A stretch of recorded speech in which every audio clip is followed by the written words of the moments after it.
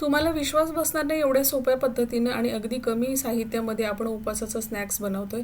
साहित्य अगदी 2 ते 3च वस्तू लागणार आहेत आणि वेळ पण कमी लागणारच आहे. शिवाय इतकी चटपटीत आणि छान रेसिपी बनते ना, की तुम्ही एकदा बघा म्हणजे तुमच्या लक्षात येईल. बऱ्याच वेळा उपवासामध्ये आपण काय करतो, बाहेरचे चटपटीत पदार्थ आणून खातो. तर तसं न करता घरामध्येच आपण छोट्या कमी साहित्यामध्ये भरपूर बनवून स्टोअरसुद्धा करू शकतो. बराच काळ टिकतं सुद्धा. तर सुरुवातीला 2 ते 3 बटाटे स्वच्छ धुवून घ्यायचे आहेत. बटाट्यांवरची सगळी साल काढून टाकले. आता किसणी घेऊन किसणीचा जो मोठा भाग असतो ना, त्याच्यावरती लांब आकारामध्ये आपण इथं बटाटे किसून घ्यायचे. जसे मी इथं तुम्हाला ताटामध्ये दाखवले तसे. अगदी लांब आकार होतो आणि चांगले मोठे मोठे साईजमध्ये निघतात. किसलेला बटाटा आता आपण स्वच्छ धुवून घेऊया 2 वेळा. सुरुवातीला आपण जेव्हा घेतला होता बटाटा त्यावेळेस पण एकदा धुवून घेतला होता. पण आता अगदी 2 वेळा तर धुवून घेऊया, कारण त्यामध्ये लाल पाणी निघतं किसल्यानंतर. म्हणून सुरुवातीला एकदा धुवून घ्यायचं आणि नंतर सेकंड टाईमला ज्यावेळेस तुम्ही धुता त्यावेळेस स्वच्छ पाणी निघतं.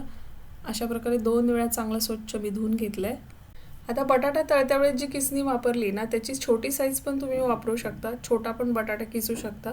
पण आपण हा किस तळून घेणार आहे तेलामध्ये आणि तळत्या वेळेस काय होतं, तो तळला गेला ना बारीकवाला तर अजून बारीक होतो आणि मग स्टोअर करायला थोडंसं अवघड जातं. त्याचा चुरा लवकर पडतो. म्हणून आपण मोठ्या साईजने त्याला किसून घेतलं. जेव्हा आपण याला तळतो त्यावेळेस याची साईज जास्त पण बारीक होत नाही, थोडीशी बारीक होते.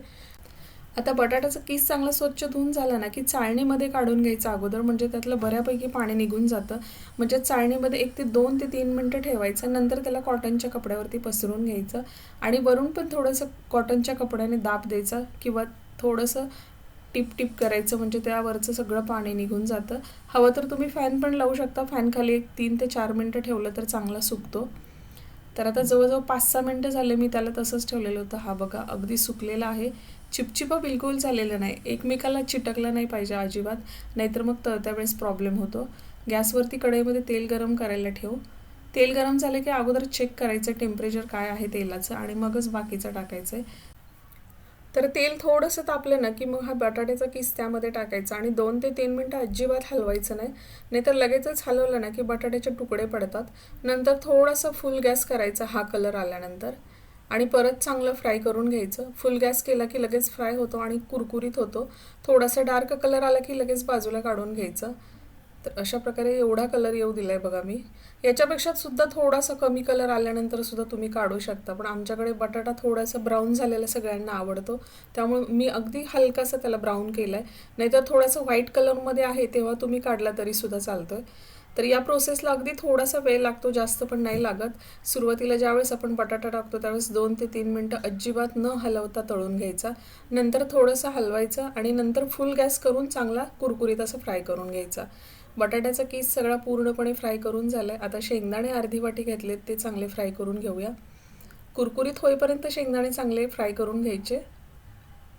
कलर पण जास्त चेंज होऊ द्यायचा नाही, जास्त काळपट होऊ द्यायचं नाही. फक्त थोडासा कलर चेंज झाला आणि कुरकुरीपणा आला की लगेच शेंगदाणे बाजूला काढून घ्यायचे.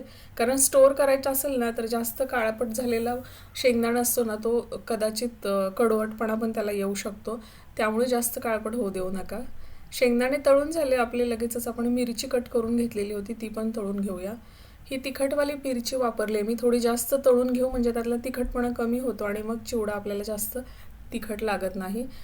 त्याचबरोबर थोडीशी कढीपत्त्याची पानं घेतलीत, ती पण आपण तळून घेऊया. तुम्हाला हवं तर तुम्ही थोडेसे यामध्ये काजू बदाम पण फ्राय करून टाकू शकता. त्याने पण चिवडा अगदी टेस्टी लागतो. पण आपण अगदी साध्या पद्धतीचा बनवलाय. 2 ते 3च वस्तूमध्ये आपला चिवडा बनून तयार झालाय. आता परातीमध्ये मला व्यवस्थित हलवता येणार नाही म्हणून मी मोठ्या पसरट भांड्यामध्ये काढून घेतलंय. त्यामध्ये चवीप्रमाणे मीठ घालायचं आहे. म्हणजे 1 चमचा मी मीठ घातलेलं आहे आणि पिठी साखर घालायची तर 2 चमचे पिठी साखर घातली. पिठी साखर आपल्या गोडीच्या आवडीप्रमाणे, अगदी थोडा हलकासा गोड झाला पाहिजे, जास्त पण गोड नको. त्यामुळे 2 चमचे घातले. चांगले मिक्स करून घेऊया. अगदी कुरकुरीत असा चिवडा आपला बनवून तयार आहे. हा चिवडा तुम्ही स्टोअर करून कितीही दिवस ठेवू शकता. आता बाहेरचं विकतचं काही चटपटीत आणायची काही गरजच नाही ना. उपवासा दिवशी तुम्ही जर शाबू खाऊ वाटत नसेल तर सोबत हा चिवडा प्लेटभर घेतला तर तुम्ही किती प्लेटा याच्या खाऊ शकताय बघा. यालाच आपल्याला बाहेर किती पैसे गेले असते. तर कशी वाटली रेसिपी नक्की सांगा.